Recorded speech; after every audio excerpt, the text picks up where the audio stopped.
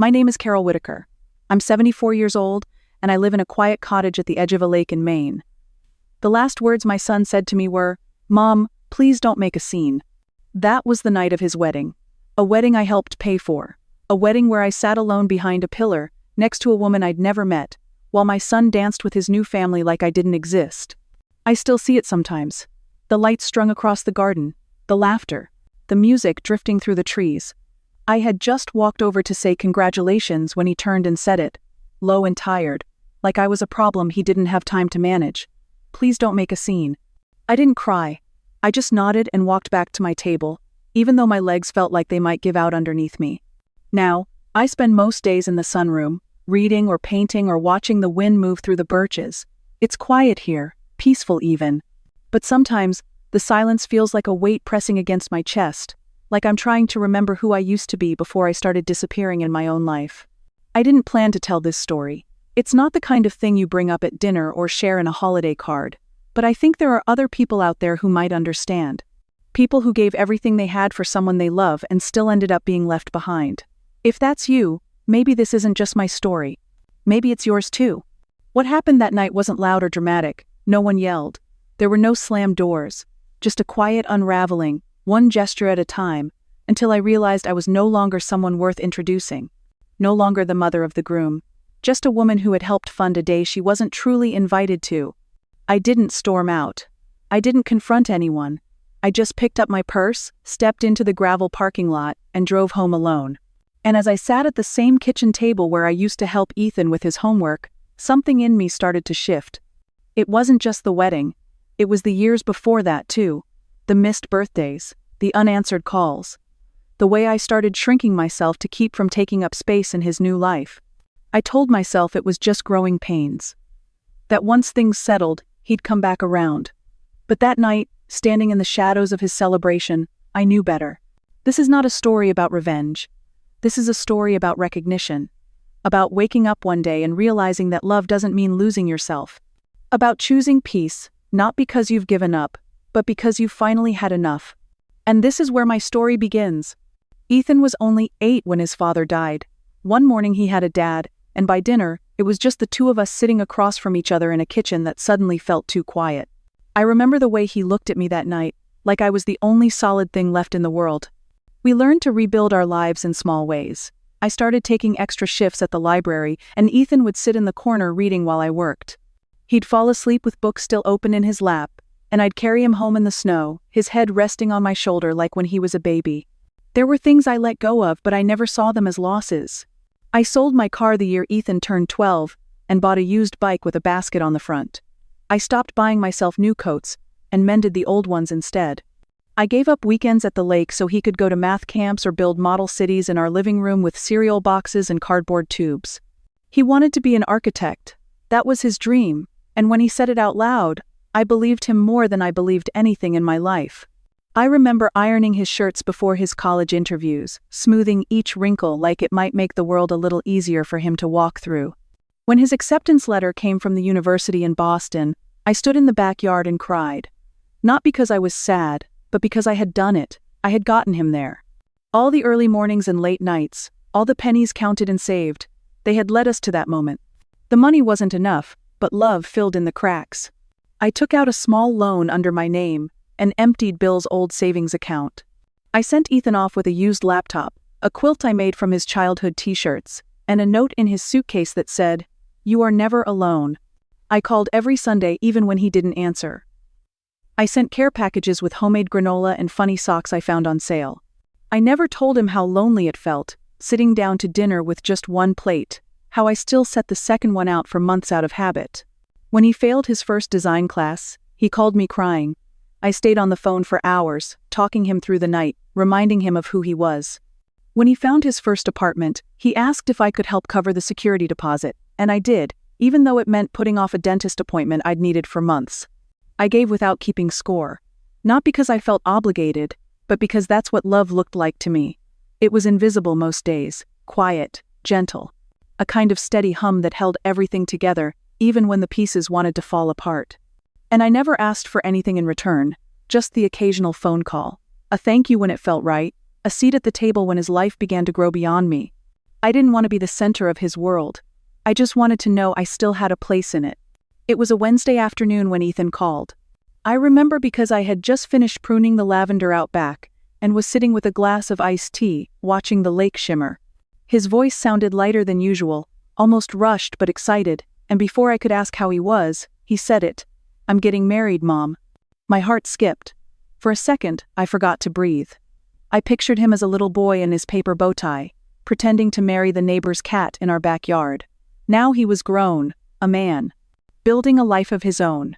I asked him about her, and he told me her name was Isabel. Smart, driven, works in marketing. We met at a fundraiser, Mom. She makes me laugh. I didn't care that I hadn't met her yet. I was just happy to hear joy in his voice again. The idea of a wedding lit something inside me. Not just celebration, but maybe a way back into his world. Maybe I'd finally get to meet the friends he always talked about but never introduced. Maybe I'd get a photo with him that I could frame next to the one from his high school graduation. A few days later, he called again. He said the venue needed a deposit soon or they'd lose the date. It wasn't a huge amount, just a few thousand to lock it in. I didn't hesitate. I told him I'd take care of it. That's what moms do. After the venue came the rehearsal dinner, then the florals, then the custom invitations. Each time he sounded just a little more overwhelmed. He'd call and say something like, "Isabel's got meetings all day and I'm swamped with work. Mom, is there any chance you could handle this one too?" I never said no. I pulled money from savings. I used what was left of Bill's pension. I cashed out a small CD I had been saving for emergencies. I told myself this was the moment I had been waiting for. A reason to be involved again. A reason to feel needed. When Isabel's mother's credit card was declined while ordering her gown, Ethan called, embarrassed. "Mom, can we cover this just to keep things moving?" I said yes, of course I did. I wanted the day to be perfect. For him. For both of them. I kept a little notebook with the amounts. Not because I wanted to be repaid, but because it helped me feel organized. The venue was $10,000. The catering came out to just over $6,000. Her dress was $2,100. The photographer deposit was nearly $6,000. It added up fast, but I convinced myself it was fine. What was money compared to memories? There were small things that gave me pause. Isabel never called to thank me. Not once. I didn't even get a text. When I asked Ethan about it, he brushed it off. "She's just bad with phones, Mom. Don't take it personally." And I tried not to. I told myself she was probably overwhelmed. That once I met her, once we hugged and looked each other in the eye, everything would make sense. I imagined her smiling at me from across the bridal suite saying, "You must be Carol. Thank you for everything." But that moment never came, and even though I didn't know it yet, something quiet had already begun to unravel. I just couldn't see it because I was too busy stitching together the perfect day for someone who had started to forget I was even there. The invitation arrived in a cream-colored envelope with gold lettering. It was addressed to Miss C. Whitaker. No mention of mother of the groom, no note inside. Just a standard line at the bottom, thanking all who had helped make the day possible. I stared at it for a long time, unsure if I was being overly sensitive or if something really was missing. I told myself not to read into it. Maybe the planner had printed them too quickly. Maybe Isabel didn't know. Still, something about the way it was worded left a dull ache in my chest that didn't go away. I bought a new dress for the occasion. Powder blue, lace sleeves, something soft and elegant that made me feel like I belonged. I had my hair done for the first time in years. When I looked in the mirror that morning, I felt a quiet sort of hope. Like maybe this would be the moment we all turned a corner. Like maybe love could still pull me back in. I arrived early. I had baked Ethan's favorite lemon shortbread cookies, wrapped them in gold foil, and tied them with twine. I carried them in a basket lined with a linen napkin, and thought it might be nice to leave them near the dessert table. But when I reached the venue, no one seemed to know who I was. One woman asked if I was there with catering. Another tried to hand me a clipboard. I smiled and said, "I'm the groom's mother." She blinked and apologized, fumbling through her headset before telling me someone would help me find my seat. A young man walked me through the garden and pointed to a small round table behind a stone pillar, near the speakers. "This is you," he said, and walked off before I could ask if there had been a mistake. I looked around, hoping to spot someone I recognized, but there were only strangers. I didn't want to make a fuss. I sat down, folded my hands in my lap, and listened to the chatter from the front rows. A woman nearby asked me where the restroom was. Another one asked if I had extra napkins. I began to wonder if I had somehow disappeared in front of them. When the ceremony started, I leaned to the side to catch a glimpse of Ethan. He was standing by the altar, tall and proud, his hands folded in front of him. He didn't look back. He didn't scan the crowd for me. Instead, he walked in with Isabel's uncle, smiling like he'd waited his whole life for that moment. I thought maybe I'd get a photo with him afterward, just one, something I could keep. When I found him near the photo area, I asked quietly if we could take a picture together. He looked past me and said, "Now's not a great time, Mom, maybe later." I nodded and stepped back, careful not to wrinkle my dress on the gravel path. During the reception, I wasn't listed in the program. There was no mother-son dance, no mention of me in the speeches. I waded through course after course, smiling politely at the guests near me who didn't know who I was. They talked about the flowers, the music, how beautiful Isabel looked. I nodded and laughed at the right moments, but my throat felt tight the entire time. Eventually, I stood and walked outside, needing air. The sky was soft with dusk, and the lights overhead glowed gold in the trees. I looked back at the hall and thought about how much I had paid to be there. The deposit, the food, the dress, the wine they toasted with. And yet somehow, I was the one person no one saw. I didn't leave in a rush. I didn't cry. I just walked to my car, placed the cookies on the passenger seat, and sat there for a moment. I listened to the laughter from inside, muffled through the walls. Then I turned the key and drove home, not because I was angry, but because, for the first time in my life, I understood that love doesn't always come back the way you send it out. Sometimes it doesn't come back at all. The night I came home from the wedding, I set the cookies on the counter and sat in the dark. I didn't turn on the light or change out of my dress. I just sat there, listening to the quiet, wondering if maybe I had imagined the whole thing. I told myself he would call. Maybe not that night, but the next day. Maybe I'd get a message saying, "Sorry, Mom. Things were hectic. Thank you for everything." I waited. 1 day, then 3, then a week. Nothing came. No message. No photos. Not even a text to ask if I got home safely. The silence wasn't loud. It was the kind that creeps in around the edges, soft and slow, until you start to forget what sound used to feel like. I kept checking my phone out of habit. I'd look at the screen like it owed me something. Some proof that I hadn't just funded a celebration where I was barely considered a guest. But there was nothing. After almost 4 weeks, he called. His voice was flat, all business.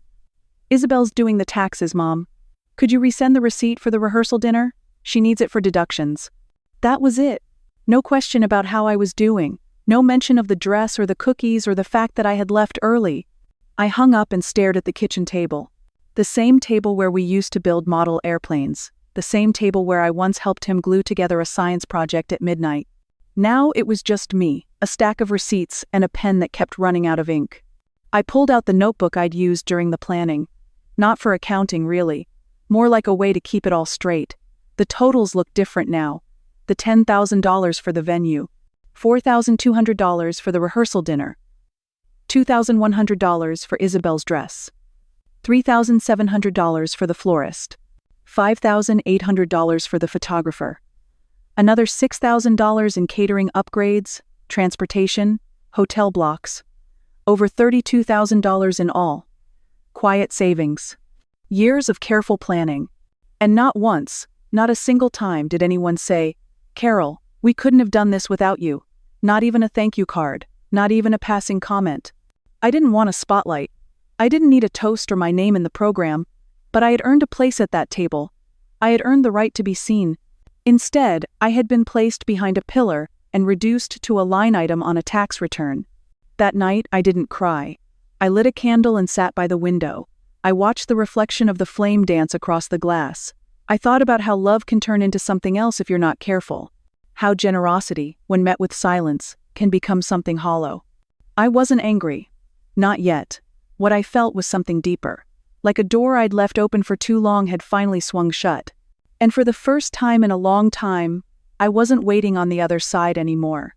The week after I sent Ethan the receipt, I didn't wait for a response. I didn't check my phone every few hours or hope for a message. I just let the silence be what it was. I opened the notebook one last time, looked at the numbers, and then tucked it away in a drawer, not to forget, but to stop living in the middle of it. There's a difference between remembering and reopening the wound every day. One morning, I walked down to the community center and signed up for a watercolor class. The woman at the front desk gave me a smile and said, "You'll like Marlene. She's 74 and doesn't believe in erasers." The first time I dipped my brush in paint, my hand trembled a little, but by the second week, the strokes felt like breath. I started baking again. Not trays of cookies for people who forget me, but lemon tarts just for myself. I'd eat them on the porch with a book in my lap, listening to the wind move through the trees.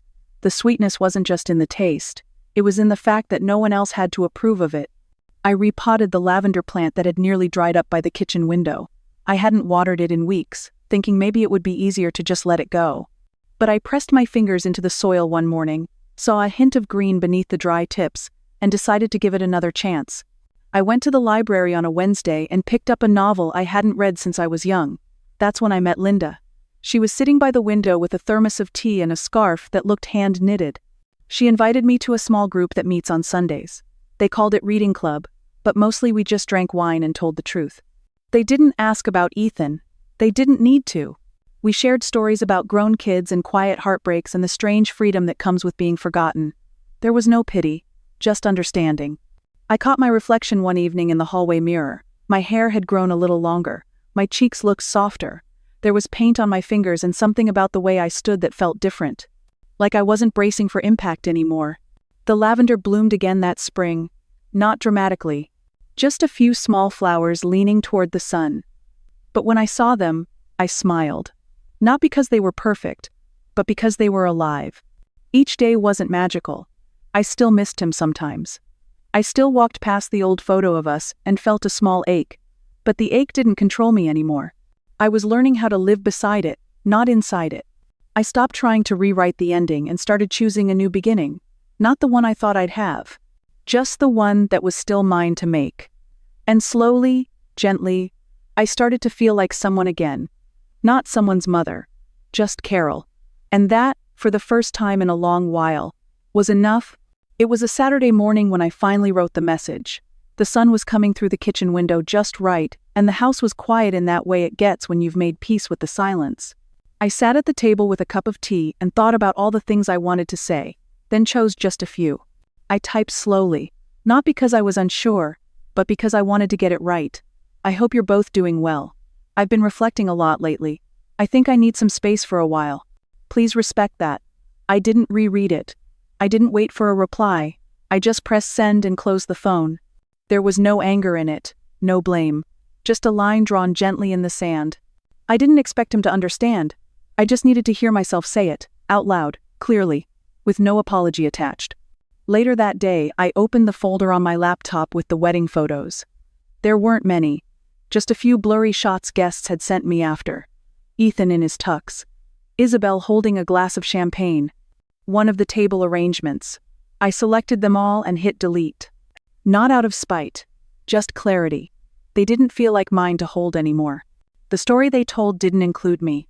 I walked into the guest room closet and took out the powder blue dress. I ran my hand across the lace sleeves. It was still beautiful, still soft, but now it felt like a costume from a night I wasn't truly in. I folded it neatly and put it in a donation bag. At the hallway frame, I paused. The photo inside showed Ethan at 6, holding a popsicle and grinning with his front teeth missing. Next to it, I'd placed a picture of his wedding invitation, trying to fill the gap where a real moment should have been. I took them both out and slipped in a new one. It was a photo Linda had taken of me by the lake, paint on my fingers, a wildflower tucked behind my ear, and the kind of smile that comes when you aren't trying too hard. I stood there for a while just looking. It wasn't a declaration. It wasn't a ceremony. Just a quiet trade. One version of my life for another. I didn't tell anyone I had sent the message. Not even Linda. Some things don't need to be spoken out loud to matter. Some boundaries are best honored in silence. The space I asked for wasn't about cutting ties. It was about loosening the grip I had on being needed. It was about giving myself permission to stop auditioning for a role I already played to the fullest. When no reply came, I didn't feel sad. I felt still. That was the difference. It wasn't about whether he would chase me or call me or say he finally understood. It was about me no longer sitting at the edge of that hope. Letting go doesn't always look like slamming a door. Sometimes it looks like a woman sending a message on a quiet morning, changing the photo in her hallway, and making tea without waiting for someone to share it with. It looks like leaving the light on for yourself, not in case they come back, but because you've decided you're worth coming home to. I used to think love meant giving without limits, that if you kept showing up, kept pouring into someone, they'd eventually see you. But I've learned that love without recognition can turn into something that slowly empties you. Real love sees you while you're giving. It doesn't wait for you to break before it pays attention, and it doesn't measure your worth by how quietly you sacrifice. I gave my son everything I could: time, energy, money, years of patience. I don't regret loving him. I regret forgetting myself in the process. Letting go wasn't about walking away from him. It was about walking back toward myself, the version of me that used to hum in the kitchen, the one who loved lemon tarts and quiet mornings and sunlit watercolors. I stopped waiting to be chosen. I started choosing myself, not in a loud, defiant way, just gently, with care, the same way I used to care for everyone else. To anyone listening who feels invisible right now, I want to tell you this. You are not forgotten. You are not a mistake. You are not too much or too quiet or too late. Maybe they stopped looking. Maybe they don't call anymore. Maybe they only remember you when they need something. That doesn't mean you don't matter. That doesn't mean you're not still here, offering beauty and grace in ways they never learned how to see. You deserve more than duty. You deserve joy, and it's never too late to find it again. If this story reminded you of your own, I hope it brought you comfort. Or maybe just a little clarity. If you feel like sharing, I'd love to read your story in the comments. We are not alone in this. And if you'd like to hear more stories like this one, you can always subscribe. No pressure. Just know you're welcome here. This is a space for truth, for healing, and for remembering the parts of ourselves we thought we lost. Thank you for spending this time with me. I'm Carol Whitaker. And I'm still here, not because someone chose me, but because I finally chose myself,